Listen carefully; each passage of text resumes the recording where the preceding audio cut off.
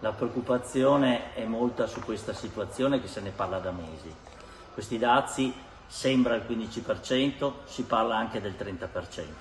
Basta il 15% perché la preoccupazione sia un danno per le nostre imprese, per i nostri collaboratori e per il nostro territorio.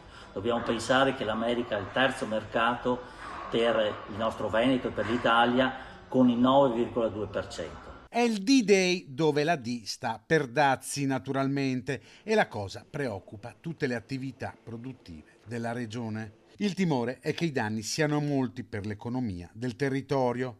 La CGA di Mestre ha stimato in 2 miliardi di euro l'anno la perdita per le attività venete. L'export è importante soprattutto in province come Vicenza e Treviso, perché il grosso dell'export negli Stati Uniti è concentrato nei macchinari e queste sono due province insieme a Padova che hanno un grande ruolo in questo settore, per cui possiamo parlare di almeno 4 volte le imprese, almeno 1600 imprese colpite direttamente e un numero di dipendenti che supera i 20.000 direttamente. Ma guardate che il grosso è davvero l'indotto in tutto il Veneto. Non solo gli artigiani ma anche gli agricoltori sono in fibrillazione, un mercato, quello a stelle e strisce, che vale 8 miliardi di euro l'anno per il comparto agroalimentare veneto. Dalle stime che noi abbiamo, l'applicazione di questi dazi comporterebbe a una riduzione del valore delle esportazioni pari a oltre 1 miliardo di euro.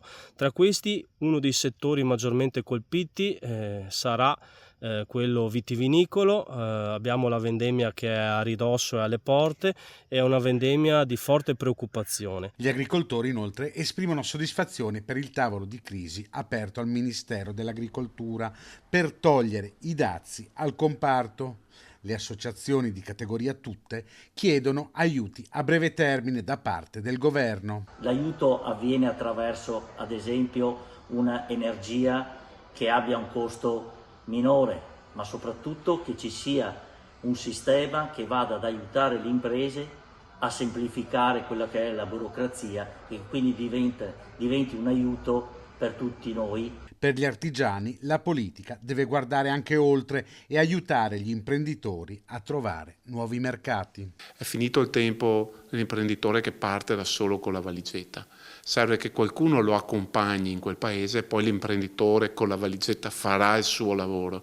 Però servono strumenti finanziari, serve promozione, serve un accompagnamento del sistema bancario, ma soprattutto delle istituzioni, delle fiere, creando degli incoming che portino in Italia imprese di altri paesi.